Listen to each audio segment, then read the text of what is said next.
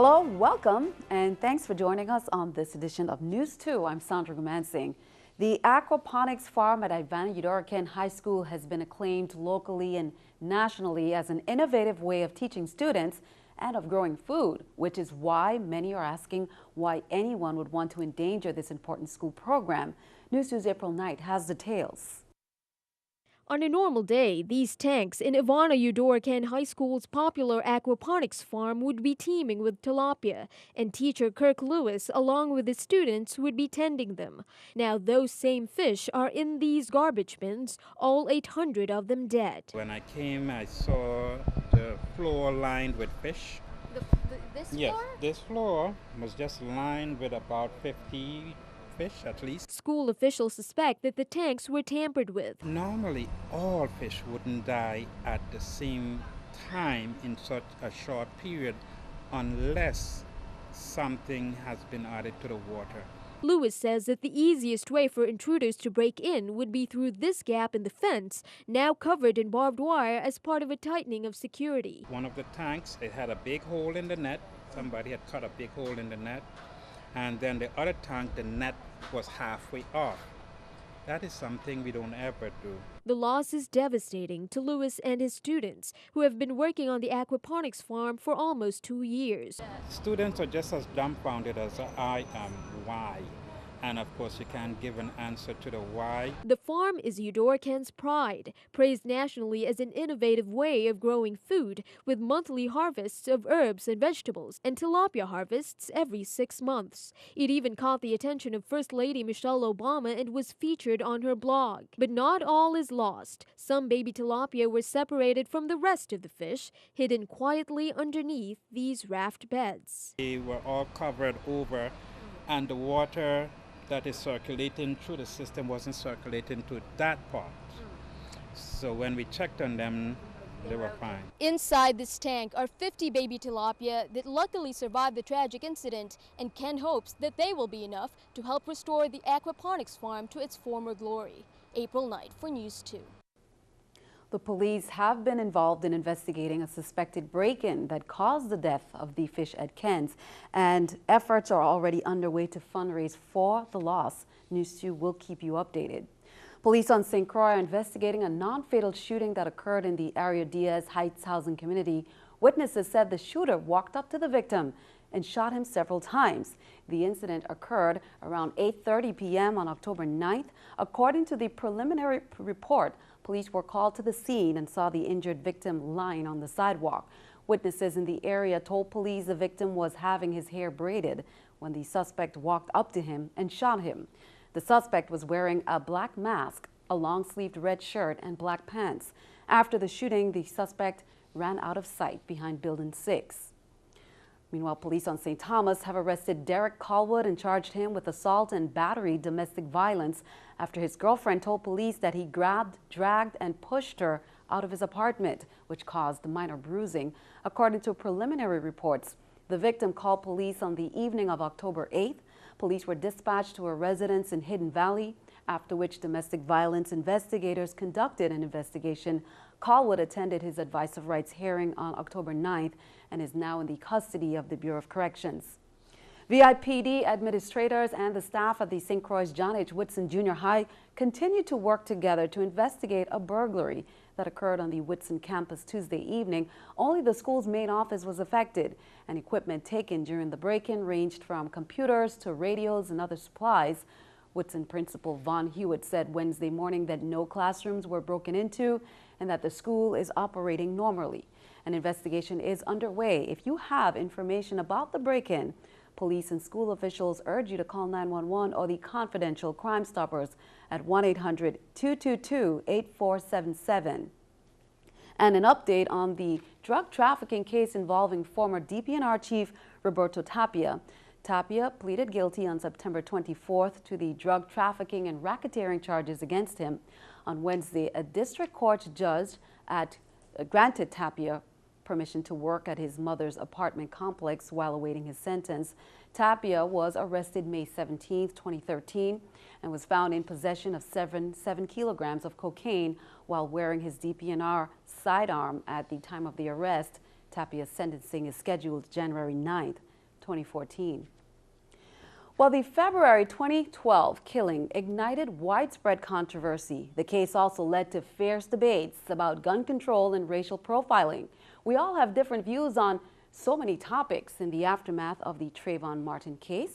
But for members of GARE's production from the VI, it was from a different perspective. We've all heard about the case and the circumstances surrounding it, and we've all had our point of view.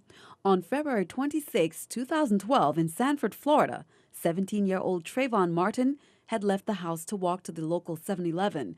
On his way back, George Zimmerman, a 28-year-old neighborhood watch captain who was in a sport utility vehicle, called the police because the boy looked suspicious, according to a 911 call. The operator told Zimmerman that officers were being dispatched and not to pursue the boy. Zimmerman did. Trayvon had a bag of Skittles and a can of iced tea. Zimmerman had a 9mm handgun. There was a physical altercation. Moments later, Trayvon was dead. Members from the VI's GARE's production had the unique opportunity of working on a documentary that examines some of the smaller pieces of evidence. We basically set up a 4-day shoot, and it was real rigorous. It was around the time when the verdict was about to come in for the whole case, and we were in and out City Hall. You know, we were at different meetings. We interviewed the mayor. We interviewed the city manager. GARE's production members relocated from St. Thomas to Orlando in 2012. It was through a close associate spreading the word about their work they were hired.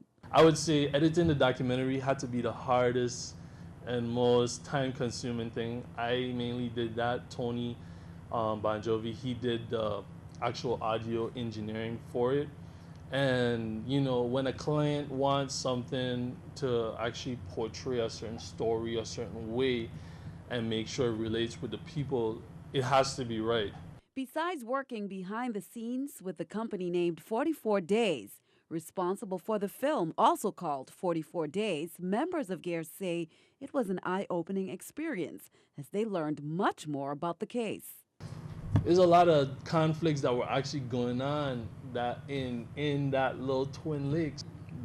They just started Section 8 in that gated community, and people were really upset, homeowners that bought houses. There was one thing that I found out that was really interesting, because a lot of scrutiny was going around about racism and those type of things.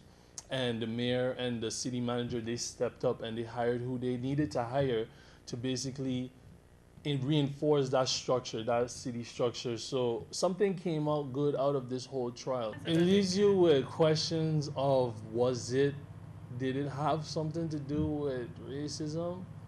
Did everybody really do as much as they could have done? It really makes you think, like why weren't certain people notified when this happened? So there's a lot of questions that are gonna be, it's gonna be question mark in the end of the story, but you're gonna basically catch on to it, and it's gonna kind of make sense to you in a sense. Now, 44 Days is the name of the 45-minute film that was premiered in Boston last month. The company is focusing all efforts on submitting it to U.S. film festivals and later on to various networks. You can log on to 44days.com or GARES at garesproduction.com to check out the work and their newly revamped website and for more information. Meanwhile, the shooting death of Trayvon Martin, 17 years old and unarmed, let loose a firestorm of protest again in February of 2012. Tensions have eased and headlines have faded, but at Carrick High School in Pittsburgh, Pennsylvania, Martin's memory has not. This is School Spirit Week. The homecoming committee chose something special for each day, like Blue and Gold Thursday for wearing school colors. They also selected this past Wednesday as Trayvon Martin Day. And commemorate Trayvon Martin, wearing the hoodies was supposed to be a positive thing. But the idea was not seen as positive by everyone. Hearing about the concerns, the homecoming committee reconsidered on Monday morning before noon. Trayvon Martin Day had morphed into Pirate Baseball Day. The kids say the decision was all theirs. Well, 10 days after a budget impasse partially shut down the U.S. government, furloughing hundreds of thousands of federal workers, there are finally signs of a potential compromise. Danielle Nottingham has the latest from Capitol Hill.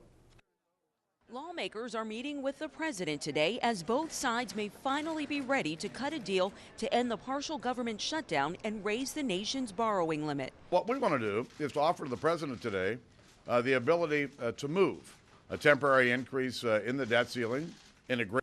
New polls shows congressional approval at 11%, down 8 points from last month and only 1 point away from an all-time low. Keeping our eye on the economy, economists have been warning that a default could push the economy back into a recession. Unemployment lines got a little longer last week when 66,000 more people applied for unemployment benefits. But the Labor Department says the spike is due to government contractors laying off workers because of the shutdown and a backlog in California, where applications that were delayed because of computer problems were finally processed. JetBlue will now let friends and family share their frequent flyer points. That's a first for a U.S. airline. The change is meant to appeal to customers whose friends and family may not fly often enough to earn free trips on their own. This is the New York Stock Exchange with Scotiabank Stock Market Watch. Everything up. The Dow 323, NASDAQ 82, S&P 36. Coming up on News 2, now is the time to sign up for the Power Move Conference. Plus, who has the winning number? Grab your lottery ticket. The numbers are in. Find out if you are a winner, and that's coming up next. Plus, a new study is casting doubt on federal nutrition research, and having a stroke can shave years off your life. Benita Nair has the day's top medical stories coming up next.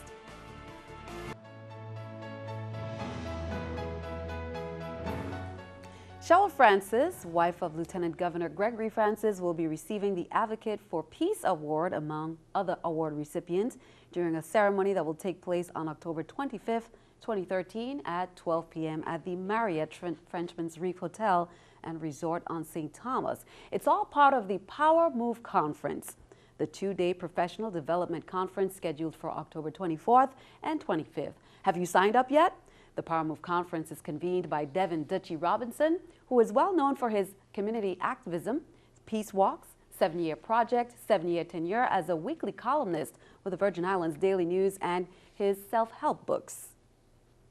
Seats are limited, so you definitely need to sign up early. Though we are allowing people to sign up at their free networking event the Thursday night, October 24th, the night before the conference, that's only we have seats available, because I know some people don't have the internet or whatnot to register. So we are allowing that concession, but that's definitely only if seats available. So you don't want to delay if you have the means to go online at powermoveconference.com and get your tickets. Bringing in people that's never been to the Virgin Islands, don't even live there, and these are very powerful people. Some people have appeared on Oprah. Some people do work in Africa, travel across the country. I mean, very, very powerful people that I'm bringing to share some of their knowledge with Virgin Islanders, and we definitely do need that in the territory so we can become a more competitive workforce. Well, many of us know that HASSEL Island was originally a peninsula with a narrow isthmus between the peninsula and the area now known as Frenchtown, St. Thomas. But did you know the U.S. Navy established a naval station on the island, which remained in operation until 1932? These are just some of what you will learn with the premiere of HASSEL Island, A History, a film commissioned by the St. Thomas Historical Trust to document the rich history and geography of HASSEL Island. It's a comprehensive documentary covering the entire history of HASSEL Island from pre-Columbian times right up through to the late 60s with the closure of the HASSEL Island slipway, the Creaky Marine Slipway. I had to draw from a lot of different sources, libraries around the island, line sketches of Taino Indians to maps and representations of the ships from the ship construction companies. 6 years ago, we made an initial film of HASSEL Island, basically talking about the history, the importance to St. Thomas, and why we are going to take this on as a project. Now, 6 years has passed. We've done a lot of work, and this film is more or less an update on that. in again highlighting the importance of Hassel Island. We've made some further discoveries of the history of Hassel Island. All of this is in the film. Well, a new study is casting doubt on federal nutrition research, and having a stroke can shave years off your life. Vanita Nair has the day's top medical stories. Into your health.